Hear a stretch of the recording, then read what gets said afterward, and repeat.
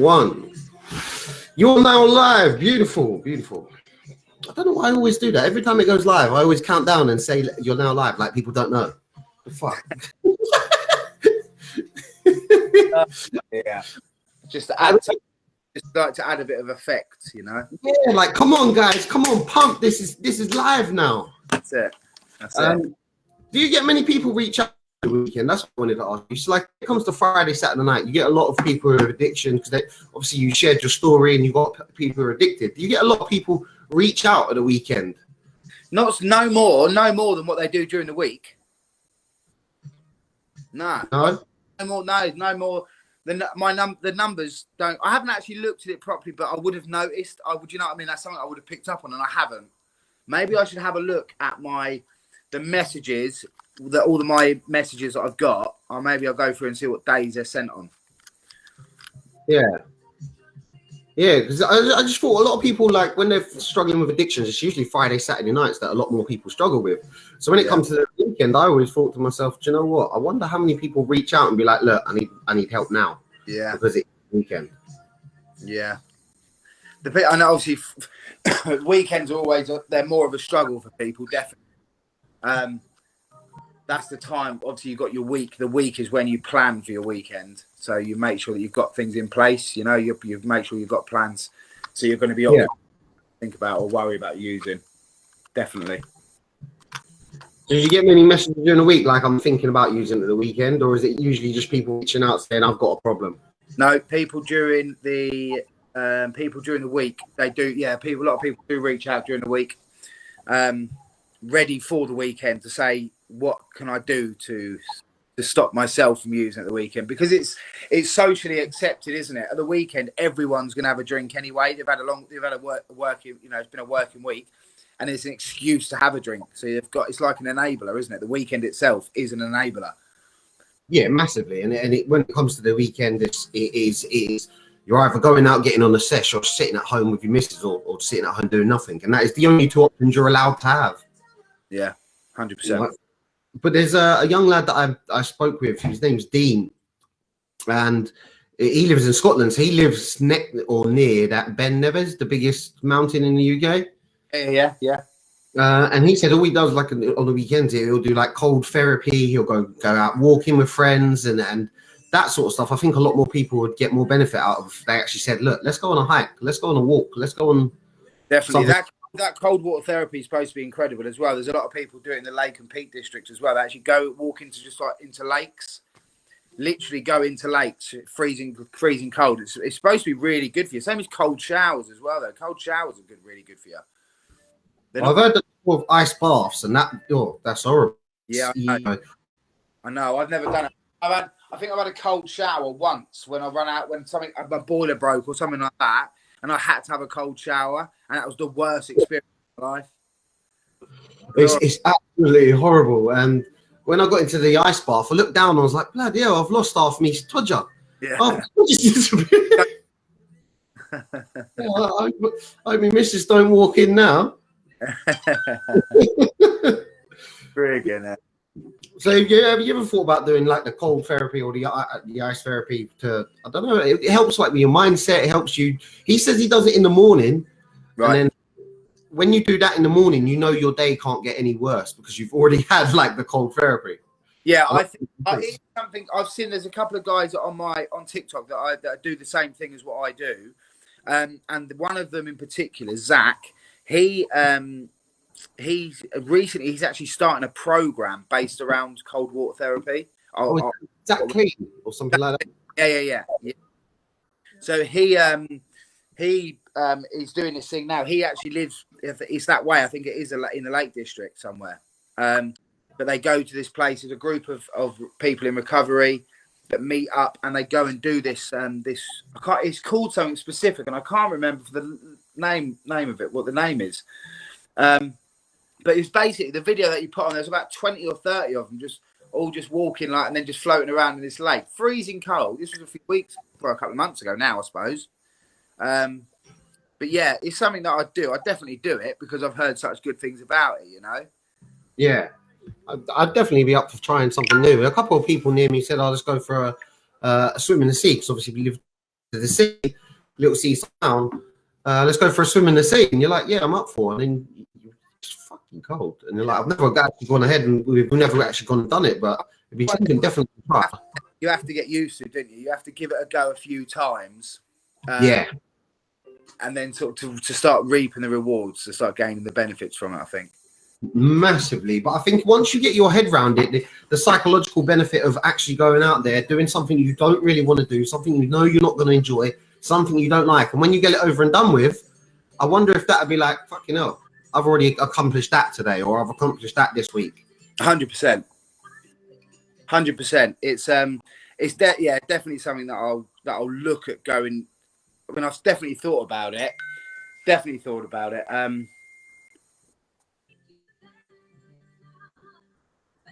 Sorry, mate. I'm just trying to look. Yeah, definitely something I'll think about doing. I will start doing having some cold showers. Is what I want to do. I want to cold showers just to test the water, just to test the water. You know what I mean? Yeah. See what it's about and see. Just try and grow some balls and actually get under it and just deal with it and just see what happens. Every morning, cold shower. I mean, once you get into that habit and you start your day, say that habit of like, oh yeah, one day I woke up at 5 a.m. and had a cold shower, and it's become a habit ever since. You couldn't think of anything worse. No. But imagine getting up every morning and having that discipline and that kind of mindset to fuck this, I'm doing it, I'm done. Getting out and you like, nothing else can tell me what to do. I control my mind. Do you know what? That is probably the biggest thing as well. That's probably the best part about it. The fact that it's very easy to say no. Yeah. Or say, yeah, I'll do it next time. I'll do it tomorrow. I'll do it next week. Very easy to do that. But the fact that if you have that self-discipline and you go, right, come on, mate, you've got to do this now. And you do it and you go and you think, fucking hell, literally do that first. If you do that first thing in the morning, what else? That's your day, your whole day set up, isn't it? Yeah, massively. Habits are massive things that I think a lot of people overlook. They don't realize that once you get into a good habit, it can literally change your life set. And a good book on that would be The Compound Effect. Really good book I read. Mate? Sorry? What did you say? What is it called? The what? The Compound Effect. The Compound Effect. Yeah, it's an amazing book, and it talks about habits and changing small things in your life. So I always thought to myself, the only way to get off of drugs, the only way to get off of drinks is I've got to lose all my friends, I've got to change my job, I've got to move out of the area, I've got to stop talking to people because everybody's going to drag me back in and people are going to do it. But the smallest things ever, hello Corey, evening Mike, the smallest things ever could be the massive changes. So like you could just go to the gym and that only be an hour a day and it's nothing massive. But once you do that every day, so that's 365 hours per year. But once you do that, then you meet people at the gym, which changes your social circle, which changes your life, and then I was like, wow, that makes so much sense. Yeah, definitely. 100%. Completely agree with it. And it's like like you say, though, if those little things, and there's a great book, and it's not that, but there's something else. Little things like emptying this is going to sound ridiculous, but emptying your sock drawer and throwing away socks that you don't wear. Do you know what I mean? I'm guilty of that. Hello? Hello, yeah, I'm definitely guilty of that. I need to do that sock drawer one. That's what I mean. But there's an actual book. There's an actual book or a film or something like that, and it's about a lady. I forgot what it's called now. It might even be The Law of Attraction. It might be something to do with that. It's about a lady, and what she does is she goes through all her drawers and stuff like that, and anything she doesn't wear, just throws it in the bin. Just throws it away. Why does she need it? Doesn't need it. Just holding on to things. You know what I mean? Let go of them. Throw it. It's hard for people to let go, I think. Eh? It's very hard for a lot of people to let go. 100%, mate. It is 100%. Yeah, of course it is. Too many, memories and stuff like that. People are scared to start again with certain things, and it's those little, like we talk about little things. It's the little things which eventually do build up to big things. When you start getting it into your head that it's okay to let go of things, it's okay to get rid of things, and it can be the smallest thing, but eventually, a small thing will be a big thing. Yeah. Massive. Well, I just worked out because I a friend of mine come back from the Navy, and he really great guy. And I said to him one time, the compound effect, and he was like, nah, I'm not having it. Yeah. And he used to love going to the pub every single day. And I said to him, mate, you think about how many calories you're putting on. You think about how much money you're spending. And I just worked it out. So if you think a pint will cost you £4, roughly, it's not going to cost £4 now, but £4. You have 2 of them a day. That's 5 of them a week. You have the weekend off because you go spend it with the missus. You do that for 52 weeks in a year. That's £2,080 you spent on pints that year. And you fucking know, grand of pints. Freaking hell. Yeah, I broke it down for him, and I also said like per beer is like 300 calories. 300 calories times 2 times that by 52 weeks a year. You're getting 100,000 calories that you're taking in per year. And he was like, "Fuck off, mate," because obviously you don't want to hear it. It's mental, isn't it? Yeah, when you break it down to something so small, be like, "Why didn't you go on holiday?" Well, actually, I didn't go on holidays because I wanted a pint every day. Yeah, that's it. £2,000 on holiday. Yeah. Why didn't you save for a house? Well, £2,000 up in my savings this year if I just gave up the pints. Yeah, the compound effect, really good book for like breaking things down or adding things up, whichever way you want to look at it. And I was like, fuck, so much shit. Like my biggest one is probably sweets. I've always got like some sweets around me, and that, you know, it's probably why I got a big stomach because I've got a sweet tooth. Mate, I have like 2 baskets. One's full of mints and that and chewy sweets, and the other one full of heroes and celebrations. I love them. Oh, the sweet tooth. Do you feel like when people give up a lot of time? So obviously you've been around addicts and being an addict and talking to a lot of addicts. Do you think they go from one addiction to another? Cross addiction is a big thing. Yeah, definitely, 100%. Sugar is probably, most people are addicted to sugar. They don't even know they're addicted to sugar, you know. But cross addiction is a massive thing, and that can be put into, you can put that into anything. So it can be the gym. It could be, I'm doing it quite a lot with social media, to be honest. I'm doing it quite a lot with social media, and let me just take this off a minute, it's doing me nutting. And also musical instruments as well. But the way I'm looking at it is, I'm not using those. You know what I mean? And I'm not drinking. Yeah, it's a lot better to be, you know, rather than getting on the bags or getting on the cocaine or drinking loads of pints. Yeah, definitely musical instruments or social media is a lot better choice. 100%. And I've become as well quite obsessed. I've never been before. I've never cared about money before. I've just always gone. Yeah. Now I'm very conscious, and I'm quite addicted to money as well, as in making money. The second I'm up, if I'm up at 4 or 5 o'clock in the morning, which often I am lately, I'm straight onto money, straight onto making money. That's a good thing. Obviously, when you save money, it gives you the options. Yeah. And I think a lot of people, once they've got an addiction or, you know, the weekend, I didn't care about money because I was always getting the money for my alcohol. As long as I had the money for the alcohol for that weekend, I didn't care about anything else, or the ecstasy. Me and my friends years ago, we'd only get a certain amount of money. So I think it was about 60 quid for pills or 30 quid for pills. And then we'd have enough money for like crates. As long as we had that money, we didn't care about savings or anything else. Yeah. So I think once you've got an addiction or a weekend plan, you don't really think about anything else. That's the same. That was the same as me, to be fair, though. I was always, as long as my drugs come first, cocaine always came first. Yeah. Or any bill. If a bill come through the door, my cocaine was first. If I don't have the money for the bill, sorry, if that bill wasn't being paid, I'm getting my 8 ball in first before I do anything. I mean, which is, yeah. I mean, looking back now, it's obviously terrible and a terrible, very irresponsible way to live. I did that for a long time, a very, very long time. But you know, I've learned, all I can say, I can't keep going over the past because all I do is just think, oh my God, what a dick. And I have to look to the future. In the last 3 months that I've been clean, and how far I've come in the last 3 months. You know what's changed in my life, and like, you know, I've said before, it's not just a coincidence that all this different stuff's changing. You know, Yeah. But do you feel that's down to law of attraction? Because obviously your mindset changed, your behavior's changed, your inner energy has changed.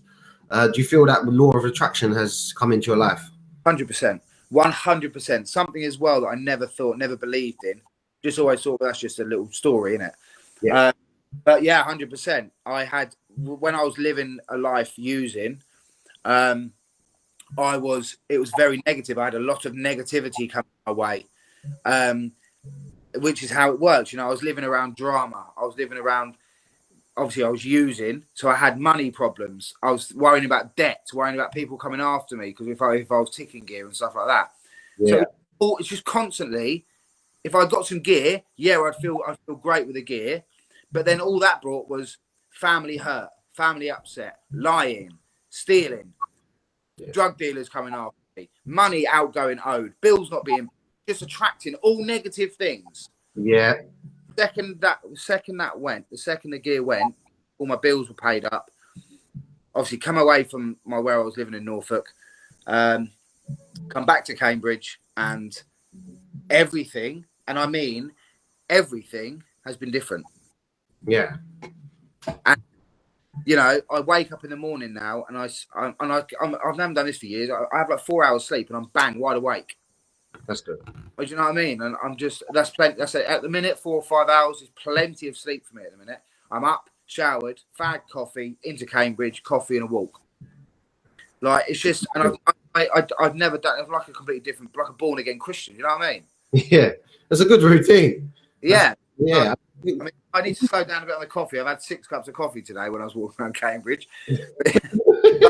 Like a coffee tour, different coffee places, you know, like the independent coffee houses and that. Oh, that's good though. That's a bit. It's like a pub crawl, but you know, for a sober person. When it's £3 a pop. Looking back, boys, what's the one thing you don't regret, if that makes sense? Like, what has made you a better person now? Have you got people on here now? Yeah, but yeah, that's a comment. I've just put this comment up on the screen. Oh, I can't see any comments or anyone on here. Yeah, there's people watching. Got, I think, 3 love hearts, and this comment come up on the screen. It says, looking back, boys, what's the one thing that you don't regret, if that makes sense? Like, has that made you a better person now? What don't you regret? There's a lot I don't regret. Well, this is, by the way, this is never promoting the use of cocaine. When I say this, I'm not in any way promoting the use of cocaine. Trust me. But the thing that I don't regret is I met a lot of interesting people whilst I was under the influence, whilst I was using, and people that have got me places and given me experiences and opportunities that I wouldn't have had if I wasn't using. Yeah. I don't regret some parts of my using, and I don't, because purely for those facts, for those reasons. Yeah.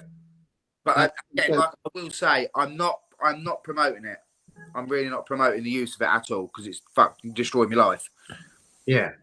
I mean, it makes total sense. I don't think I'd be the person I am today if I didn't get so fucked up, because I was a very socially awkward person. I was a bit of a loser. So without the courage of drink and drugs, I wouldn't have been able to make the friends or create the name that I created with all the violence and aggro. So in a way, that sort of stuff opened me up as a person, gave me the confidence. Yeah. But then on the flip side of it, if we didn't go through the bad times, then we wouldn't have become the person we are today. Exactly that as well, Fatz. I talk quite a lot about the, I don't really know how to word it really, but there's a lot of mistakes. That sounds like a dickhead. There's a lot of things that I done wrong, right? So whether it be the stealing, the lying, the hurting people, the robbing, going in and robbing people, all these things I done for gear. Yeah. But without sounding like a div, it made me who I am today. So I've always been like quite a soft. I've always been a kind heart. I've always been quite a soft, gentle person. Yeah. Though I've always been outgoing, and doing that, living that side of my life through addiction has made me the person who I am now. I can relate to a lot more. I can relate to a lot of people on both sides of life. So in addiction and in sobriety, people that from all walks of life, that has taught me to be around, to socialize with, to talk with, on their level as well. I hope that makes sense. Does it make sense a little bit? Yeah, definitely. I mean, you can never look back. Like, I always think to myself that I would love to have some of the people in my life that I lost because of it. Yeah. But then again, if I didn't make the mistakes I had, would I ever have learned the lessons? That means I would never change as a person. I would still be that fucking idiot making the same mistakes continuously because I never got the chance to feel the pain that changed me. Yeah. Bit of a mouthful there. Beck said, you guys have done amazing. Would you go back to the people, as in, would you go back to being good friends with that circle again, like the negative circle? Definitely not me. No, Beck. Once that was as an addict, if I hadn't have separated myself from friends, actually, I'll tell you a little story here. I'll tell you something that's actually it's very relevant to that question. First of all, I wouldn't go back to the group of friends that I was heavily using with. Definitely not. It'd be too much of an enabler for me, and it's too much of a risk because I know that a lot of them can use and then put it down, so they can what they want to do, then leave it until next weekend or the weekend after or the next month. I can't. I go and go and go and go and go, and I do not stop. So the next route, if I relapse and I go back down that route, I'm going to die, and I don't want to. Because I won't stop using. I'll either get, it doesn't matter what's going to happen, but I will die. I've done my program, I've done rehab, and that was my last option to save me. It's now up to me to do the rest. However, there's a guy that I used to knock a bit of gear out with when I was living in Cambridge years ago, 15 years ago. This was, I knocked some gear out around Cambridge. And one of the guys reached out to me when I was in rehab and said, and he was like a nasty bit of work. And he reached out to me and he said, Nath, I've been clean for 18 months myself and would love to hook up when you come out and stuff like that. Anyway, so we've met up a couple of times, which has been lovely. But obviously that's a slightly different thing because he's also clean. Like I said, 18 months clean. Takes the program very seriously. His whole life has changed as well. He's now got a successful company and loving life. It's just completely like it does. It just completely opens your eyes, doesn't it? Yeah, massively.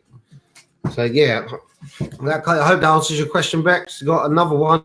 This from Corey.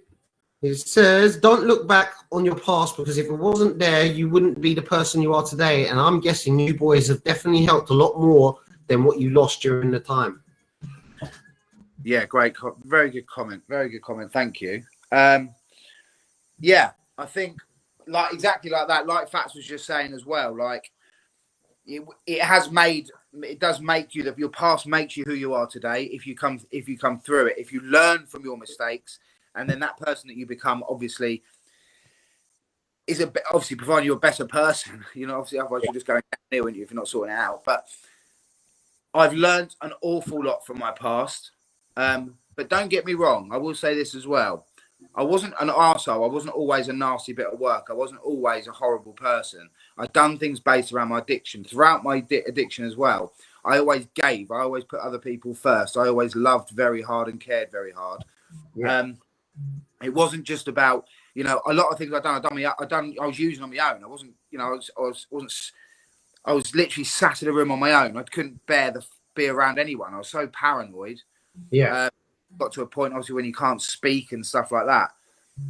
Although I'd done and also I always worked. I was a functioning addict, and it's just that all of my money was going on gear. I sold a lot of things, as you know, Fatz, as well, cars, motorbikes. I sold a lot of things to enable me to have more gear if I didn't have the money. Or I used to borrow, and then at my worst was I'm going back a few years now, but at my very worst was stealing. I lied only last year. I was lying to my parents. I'd say I need some money for this, and it was always going to be for drugs. Yeah, or I need. Do you know what I mean? But no, yeah, 100%. Like we said, your past definitely makes your future. Yeah, massively. Yeah, sometimes I look back in anger, but then you've got to realize you wouldn't be this person. Bex has said, "Wow, that's amazing news. I'm glad someone was able to help you both. Don't ever look back." My mother's come on here and she said, "Nice to hear men talk about their problems. Love you. Yeah, love you too, mum." Yeah, my mum. I thought it was a comment. I thought someone was saying, my mum's come on here. No, my mum's jumped on. And she's also left the comment underneath. She said, "Oh, yeah, there's the man with the nice eyes," meaning you. Oh, very nice. Thank you very much. Yeah, why? That's good. Yeah, so I mean, how do you feel when people reach out to say thank you? I mean, for me, it's a bit more motivation things. Sometimes I feel, am I doing the right thing? Am I a bit lost? Shall I be changing this? Shall I do this? And then when someone reaches out and they be like, "Look, thank you for this content," I feel like, wow, I'm actually making an impact. Definitely. Yeah, 100%. I look at it, and it might be selfish, but I don't, to be honest with you, if it comes across me saying this, that it's being selfish, then so be it. But it's keeping me clean, you know. And me, I love it when there's not a better feeling when either an addict or a family member, brother, sister, or a loved one reaches out to you and says, "Thank you for saving my son. Thank you for, I'm so grateful for saving my partner, my boyfriend or girlfriend, whatever." Someone messaged the other day, when I was it today or this morning, an addict messenger saying, "Thank you so." All I done was reply to 2 messages. Yeah. And so grateful. Thank you so much for taking your time to explain to me what this is and what I'm going through. And that I'm just sort of sat and I'm just like, God, I just say no. Thank you for reaching out, for messaging, because you realise that first step before you go into get help, before you go to get treatment, before you start doing your steps, the very first thing, the biggest thing, is to understand that you have a problem, that you have an addiction, you know, that you need some help. Yeah. That's the biggest thing. So thank you for doing that, for reaching out to me. And also, like I said, with is it selfish or not, it helps me with my sobriety. It helps me stay clean. And it keeps me real and makes me realise that people need the help. And like I said this before as well, like I'm pretty much self-healing. When I talk, I say all the things that I'm saying, the things that I've learned, things that I've realised, things that I've experienced, and they're just coming out of my mouth and back in again. So I'm literally self-healing. I keep on telling, I'm doing all the work myself, you know. I haven't been on a meeting now for 3 or 4 days, and that, you know, I was doing 3 or 4 a day at one point. Yeah. Go on one. Do you feel that's that good steps towards your sobriety? Yeah, because everyone's recovery is different anyway. I mean, because as soon as basically the tools are there, you've got the tools to deal with things yourself, and then you have everything else in place for when you need it. So your meditation, your sobriety, your serenity prayers, all your meetings, you just as and when you need it. Like I could walk down the road if I suddenly feel pissed off. It happened a few months ago with my ex. She got in touch and it just got to me. So I literally stopped and I just said in my head, "God, grant me the serenity to accept the things." Like I literally said the serenity prayer in my head. Yeah. So taken then I've used manifestation and the serenity prayer. So she's messaged, it's pissed me off. I've manifested it and gone bang, shot it out the other side. Do you know what I mean? Yeah. So we just start a lot of the techniques and tools that I learned in rehab, I use as and when I need to use them. Rather than being a set regime and rather than going, well, no, I have to do this at this time now for the rest of my life. Yeah, really, that isn't going to work. So when I feel shit, when I feel down, when I feel crappy, that's when I'll put the things in. That's when I put things into place because I can literally my work. I'm very flexible now with what I do. I'm my own, obviously manage my own diary and stuff like that. If I want to now, if I just go, do you know what, I'm feeling crap, I'll literally just go bang on a meeting. Yeah. Rather than it being, no, well, at this time I do this meeting, and at this time I have to do this meeting, I'll do it. When I first come out, don't get me wrong, I was doing that because I was, you know, brand new to it, and I was trying to work out where I fit in this, in the addiction world and with the recovery world. So I had to learn about how it was going to work for me, and then I've just where I am now, I've found a comfortable place with what I'm doing. Corey said definitely reaching out can help so much. So I guess it's nice for people to be able to reach out to yourself, or people reach out. Um, yeah, it's definitely helps reaching out. Sometimes I find it hard to open up. I usually deal with a lot of things myself, like most of us do. You know, you can get the texts or the calls, or you can get a friend say, "Call me if you need me," but somebody actually reaching out and calling that person—that's the hardest step. There's a lot of people who said that you can call me if you need me, but it's scary to reach out. So scary. Yeah, it's scary. It is scary. Yeah, you're right. And it's very easy to say. Yeah, it's very easy for someone else to say, "Well, just if you need me." It doesn't. Unfortunately, a lot of people don't feel like that. It's not like you say. It's not as easy as that. Just all right, I'll pick up if I need some help or if I'm feeling crap. It doesn't. Your head don't work like that a lot of the time. No, definitely not. It's like when you're overthinking and somebody says maybe you shouldn't think so much. Oh yeah, I'll just turn it off, shall I? Oh yeah, all right, then, yeah. I'll just okay, cool, bloody, I didn't think about that. All right then. Yeah, that does my nothing. I know. Just don't think so much. Okay, gotcha. Top tips. We've got a message here. I know what you guys been because I've been there too and meet a lot of people with the same problems, and same people are so deep there they don't see what they're doing when their lives and they need help, that they don't have it. So we are very lucky. I'm guessing we are very lucky that he had help, but we are very strong and we realize that we needed help. So congratulations, guys. It's not so easy and a lot to learn. That's from Mr. Rodriguez. Thank you. Yeah, it's very true. It's very, very true. It can be hard and it can be difficult to reach out. You do have to be strong, but not many people get through that when they do actually, a lot of people want change, but very few do. Yeah, there's a big difference between people. Some people are very good at saying they want to, but actually they don't. They're not there yet. They haven't quite got it. They haven't surrendered. They believe they do, but they haven't finished. I'm speaking to someone currently at the minute. I'm trying to get him onto a program, and he said, what he said to me today was, "Yeah, well, I'm going to ring them on Thursday." So I said, "Why do you want to ring them on Thursday?" He said, "Because it's so and so, it's someone's birthday on Wednesday." No. I said, "You're not ready, mate. You're not ready. If you're thinking like that, you're not ready to stop." No. Which is fine, because that's where I was as well. That's exactly the same as me. When I was told, "You're going into rehab, when do you want to go in?" And I said, "January." Well, obviously they went, "No, you're coming in on Wednesday, mate." January, because I was thinking, I can have a nice few blowouts before then. Yeah. But yeah, it's not. You have to be ready. The person himself has to be ready as well. And there's a big difference between being ready and thinking you're ready. Do you think that comes down to the saying about burning the boats as well? When a lot of people say, "I'll start a diet on Monday, I'll go into rehab after the weekend, I'll look for a new job," but they don't look until they get fired. But the saying goes, if you're going to go to war and then when you land on the shores, you burn your boat, so there's no other way out. There's no turning back. Yeah. And I think a lot of people, they only take action when it becomes too late, unfortunately. Yeah. That's unfortunately the problem, isn't it?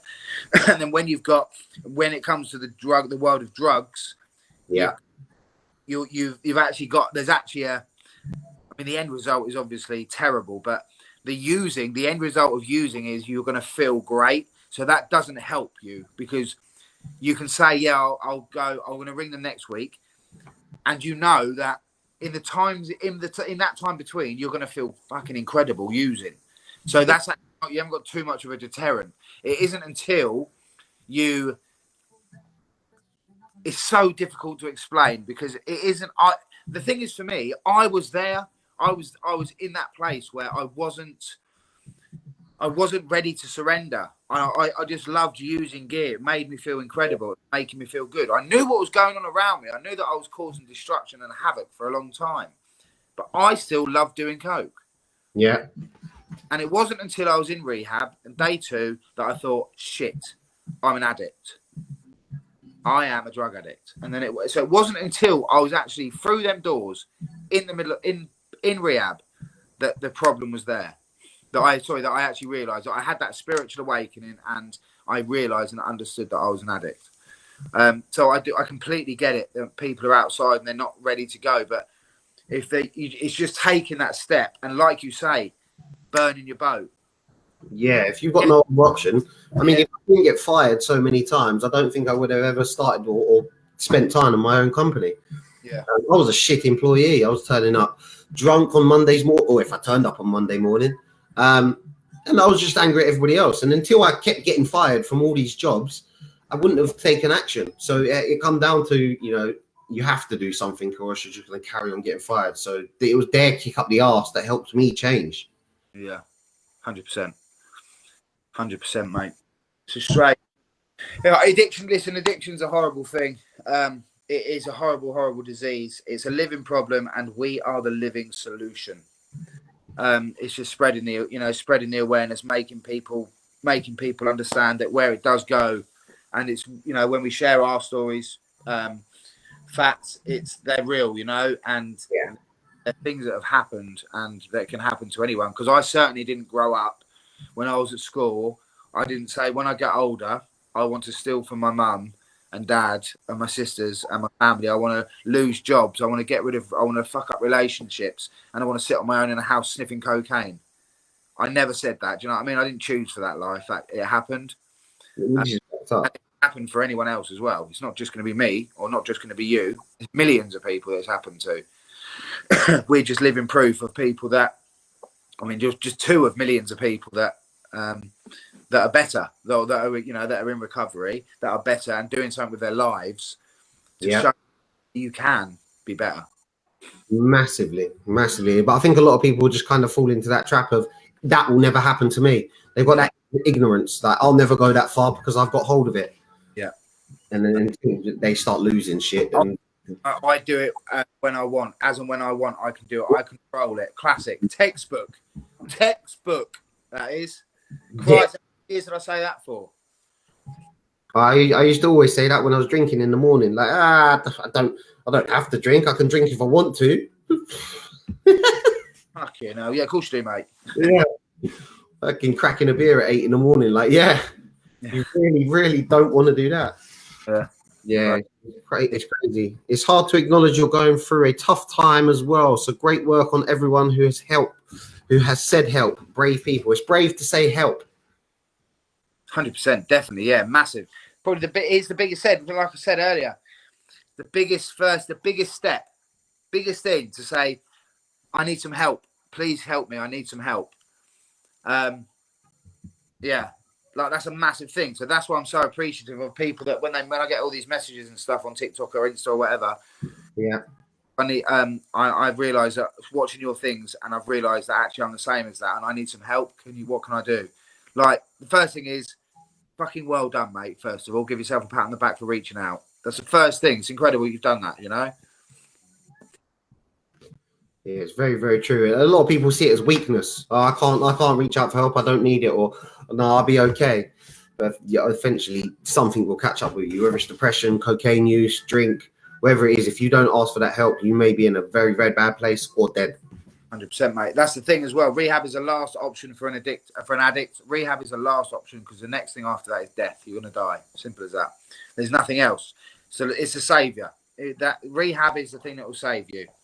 100%. If you're deep in addiction, if you've told yourself I'll have this much and you have to buy more, if you say I'm not going to do it this weekend, and you do, if you plan your nights around picking up before you've even gone out, then there's a problem. If you're letting your hygiene and your food, like eating, your health, if that's all going out the window, if you do cocaine and you're letting bills go unpaid and stuff like that, it's time to get help, because it will only get worse from that point. I absolutely assure you. There's no picking it back from there. If your loved ones are saying, please don't do it, and you go, yeah, all right, okay, I promise I won't, and you're doing it, you've got a fucking problem with it. Simple as that. Yeah, that is the biggest thing. So my mother's put, it's harder for men to reach out as the stigma of men facing up. I think she means manning up. You get it, the stigma, just man up. But I think this lockdown has made people realize, especially men, that they need help and find it more easier to reach out now. yeah, hopefully I'd like to think that men can reach out now, but I think there's still a massive stigma around men just manning up. Yeah. Unfortunately. The beauty of social media is that it's not for a guy, you're not face to face, you're not stood in front of someone saying, I need some help. Yeah. You're over a message, and it's a lot easier to sort of type that out, isn't it, and deal with it and slowly introduce the fact that you need some help via your phone, like via a message. Yeah. People jump out. I don't just, when people reach out to me, I don't jump back in with a load of heavy shit with them. I sort of try and do it quite gently and softly for them to open up a little bit more as each message goes on, and then go bang, and then by that point they've said all the stuff, and you've got you know where they're at. But I know where an addict's at anyway, in their own head and in their own struggles. Obviously, I've been there, and.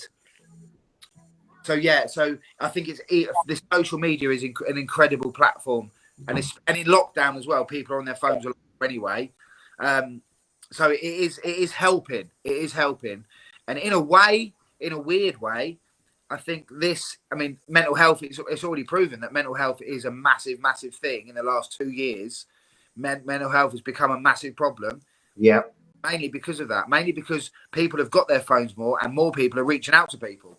Yeah. Yeah, it's very true. It's probably it's always been there, but it's just now become more knowledgeable because more people are reaching out. You know. Yeah, I think that when I get messages from like people who've been to the bars, or guys on their night out saying they want to give up the coke and they want to give up the drink, but then they'll still come back to the same pubs and the same clubs that I'm working at, but they'll whisper to me in the ear like, I really want to change, Fatz, I really want to change. But I see them out again. Some of them have reached out and opened up more in message because it's easier. Like you say, you've got that confidence. You're behind the screen, you're in your room by yourself, and you can generally talk to somebody that you can relate to. So yeah, I think, as you say, I see it in person where they don't talk as much. They just say they need a little bit of help or they want to change a little bit. But when it comes down to dropping somebody an actual DM, dropping them a message, I think online is a really, really good way to go about it. Yeah, definitely. Completely agree. I think it's good. It's good. I think it's just good for. It's just helped. I think it's massively helped. And I've only actually just thought about that in the last sort of 10 minutes. That actually, this lockdown has helped save a lot of people. Although it's brought out people. People are saying, well, I think it's caused so much mental health. Actually, thinking about it now, has it, or is it just people are now being able to actually talk about their problems? Yeah. They're able to voice their voice because they're at a point actually where, like we said, they're behind a keyboard.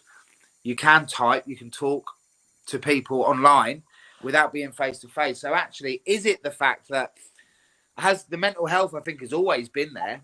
There's always been problems, but people have been busy in their lives and they've been escaping it.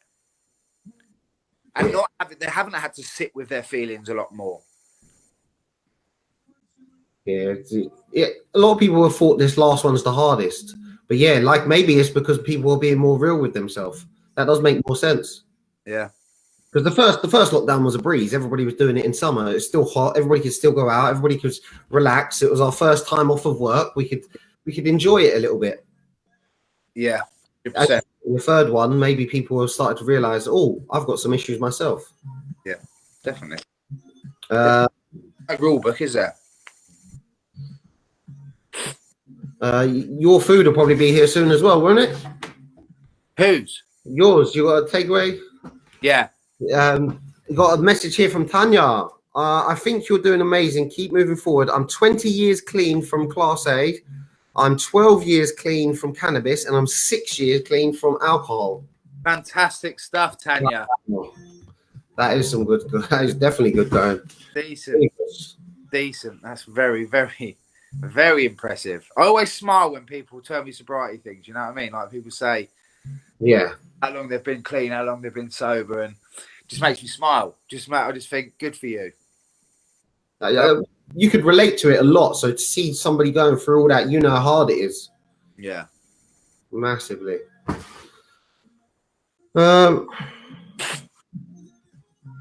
Right, we're up to roughly 45 minutes. Is there anything anybody else wants to add, or anything? Anybody else want to say anything you want to say, Nove?